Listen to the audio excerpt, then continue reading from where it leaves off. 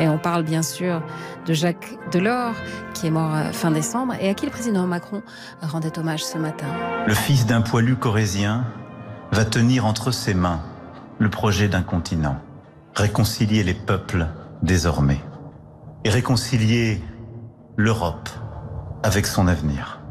Le visage de l'Europe d'aujourd'hui, Jacques Delors a contribué à le dessiner trait par trait.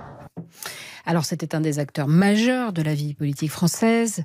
Le président Macron a donc rendu ce matin hommage à cet infatigable architecte de l'Europe qui a été député européen, qui a été ministre des Finances de François Mitterrand, maire de Clichy un petit peu, une année, et président de la Commission européenne pendant 10 ans. Que retenez-vous de lui ? On lui doit l'euro, on lui doit la libre circulation au sein de l'Union aussi, le fait de pouvoir passer avec nos cartes d'identité d'un pays à l'autre. On lui doit aussi Erasmus, les échanges étudiants.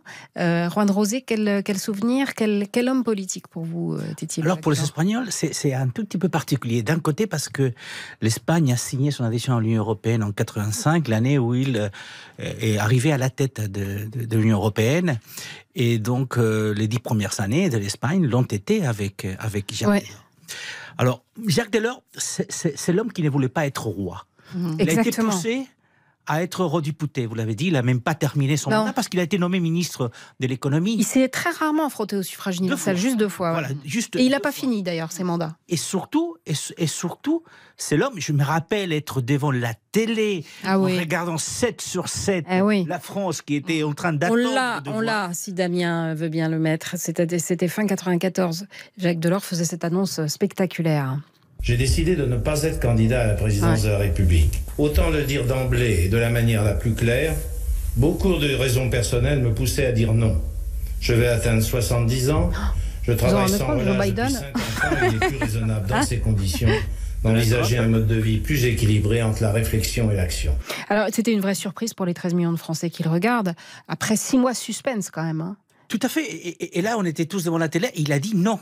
C'est pour ça que je disais l'homme qui n'a pas voulu être roi. Mais il a dit non à continuer aussi à la tête de l'Union européenne parce que ça faisait 10 ans qu'il était là.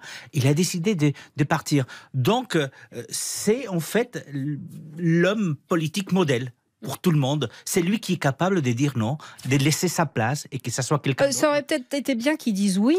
Mais ce qu'il faut remarquer quand même, c'est le fait que ceux qui l'ont suivi n'ont pas été non plus à l'auteur.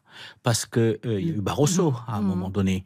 Il y a eu même Juncker qui est arrivé peut-être trop tard. Il aurait dû aller en 94, il n'est pas allé. Il y a eu donc Santer aussi qui a été qui a été président de l'Union européenne. Et ils n'ont pas été à l'auteur. Et donc c'est ça aussi le problème. Mais ça aussi le problème des présidents. Je pense là tout de suite à Nicolas Sarkozy qui a quand même fermé les vannes par rapport à l'Union européenne, qui a mis Barroso dans la difficulté. Barroso s'est laissé faire. Et petit à petit, on a retiré ce pouvoir qu'on disait qu'avait l'Union européenne par rapport au pays. Mais le fait est qu'aujourd'hui, effectivement, vous l'avez dit, Jacques Delors était un visionnaire et il a vu tout de suite que si c'était déjà compliqué de gouverner une commission avec 12-14 commissaires, imaginez à 27. Allez, merci.